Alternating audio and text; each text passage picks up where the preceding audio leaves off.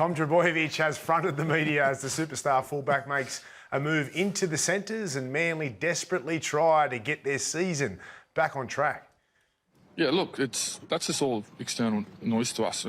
We know where we want to go as a footy club, and yeah, that external noise, we're not letting it get to us. We're focused on what we need to do. How'd you go in your 7th interview? Yeah, good. Yeah, it went well.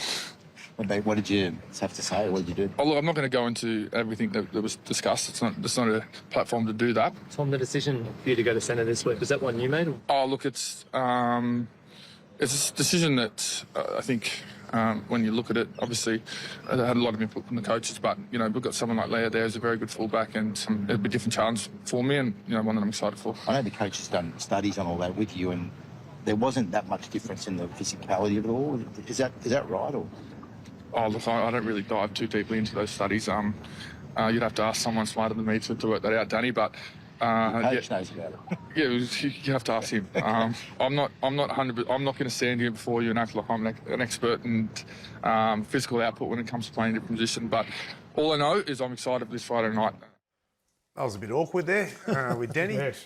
Turbo, Tom Trbojevic, superstar fullback, now centre. Gordy says that the decision seems to be obviously made by the coaches. Do we think he looks, or he's unhappy about it? Oh, I suppose it'd probably be a little bit of a hit to the ego because that was his position and he's arguably one of the best fullbacks ever to grace the footy field. But I think the injuries that he's had, the way Hopewadi's playing, I think the move, you know, may have sort of forced their hand a little bit. Rudy, you were there, or were you there? I mean, you didn't ask No, we got into the side break. That was the TV interview. The newspaper guys got into the side. No, I didn't get dominated by Danny. Your Let's own not camera go there. Don't start me off. Look, he was disappointed. There's no doubt about that, Braith. When we spoke to him to the side, I actually said, were you shocked by it? And he said, yeah, definitely.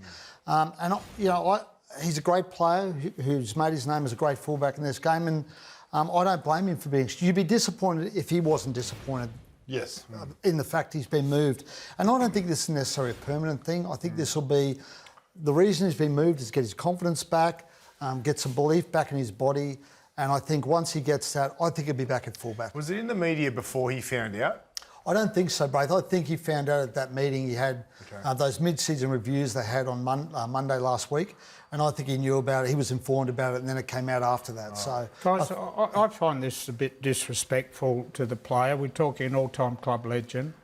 We're talking, I've seen Slater, I've seen Tedesco, I've seen Turbo, and Turbo is right up there and the best fullbacks I've ever seen play this game. And to move to such a dramatic move from wearing that number 1 jersey, which he's owned at that football club for a very long period of time, it needs to be a joint decision. It needed Turbo's buy-in, and I thought he's earned that buy-in from his service to the club to do it in a joint decision with Seabold. Now, the first we knew about this happening, I don't know if Turbo was told first, we read about it online and in the newspaper.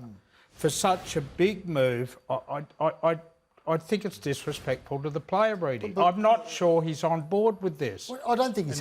Buzz, there's no doubt he's not happy about it. You can tell that from his demeanour today. There's no doubt he's not happy about it. But you don't think he's earned for what he's done for that club, and you go back to the Dally MU, and I know he's missed a lot of footy games, I know he's had his struggles with fitness, to do a decision like you need him on board. Well, Gordy, I'll ask you. You've played with some big names, some of the greats of our game, and Tommy's up there, right? Yes. Do you think he deserved more respect and should have been consulted about this decision? I'm surprised that he's not consulted.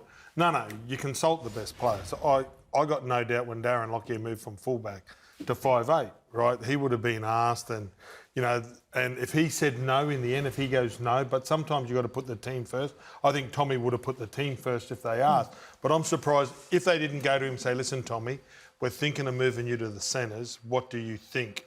Let's remember during the off-season, Buzz, he trained from memory at 5'8" at one point, because they were thinking about tinkering with... The best for the team? They were thinking about tinkering with the side to fit Lehigh, Hopewadi and fullback. So, admittedly, maybe this has been thrown on him in circumstances that shocked him, but the thought of moving Tommy and playing him in other positions, the club's been talking about this for a while. Yeah. It's not a new thing. I think Manly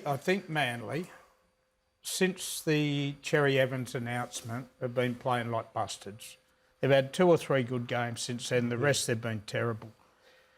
I think there's a lot more going wrong at that football club than Tom Turbo out the back. Yes, I know he's struggling and he has not been himself this year, but there are other positions in that side, particularly where they're so light on the middles and they're down on strength. And Cherry Evans' own form, they've got a captain leading them out there every single week who does not want to be there. I think there are bigger issues there. And there's no question his move to the centres is a demotion. It is. Reedy, you wrote a passionate defence of Siebes on the weekend in the paper.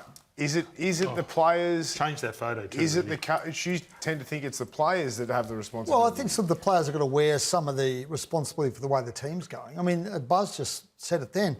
They haven't played well since Daly came out and publicly announced he was going to leave the club. We still don't know where he's going. I mean, this... We do know where he's going. Well, OK. He hasn't announced where he's going. We all know where he's going, but he hasn't announced. He hasn't ended the conjecture, Braith.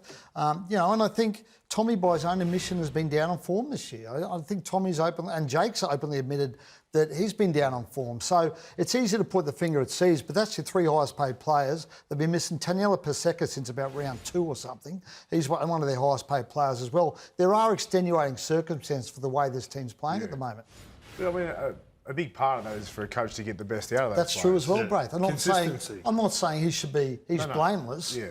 I'm saying that A bit of both. It's got to go both ways. Yeah. And I think, Buzz, I think the idea of moving Tommy is also to help Tommy. I think the view is from Seas potentially, I can get Tommy back, take a bit of heat off him, play him in the centres. Yeah. He can rediscover, find his confidence again.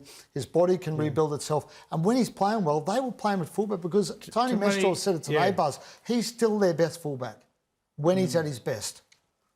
I don't disagree with it. And I said it last week.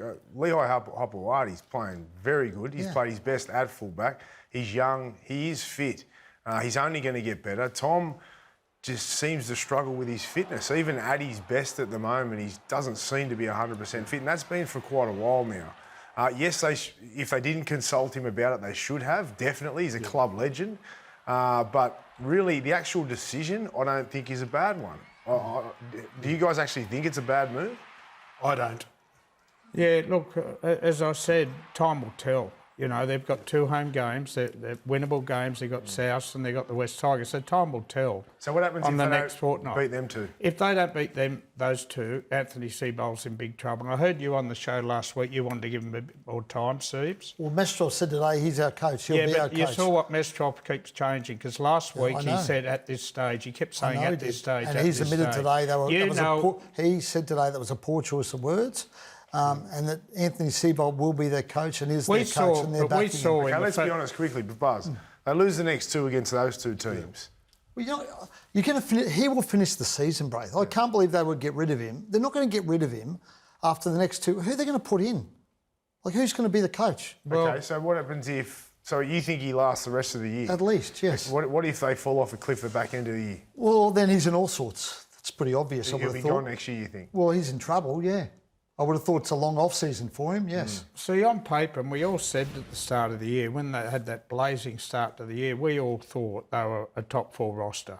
And they fell in a heap after the announcement, and anything outside the finals this year is a complete and utter failure. And he will struggle to hold his job. It's a failure if they don't play finals footy. And I'm sure Anthony would acknowledge if they don't play finals football, the season's a failure.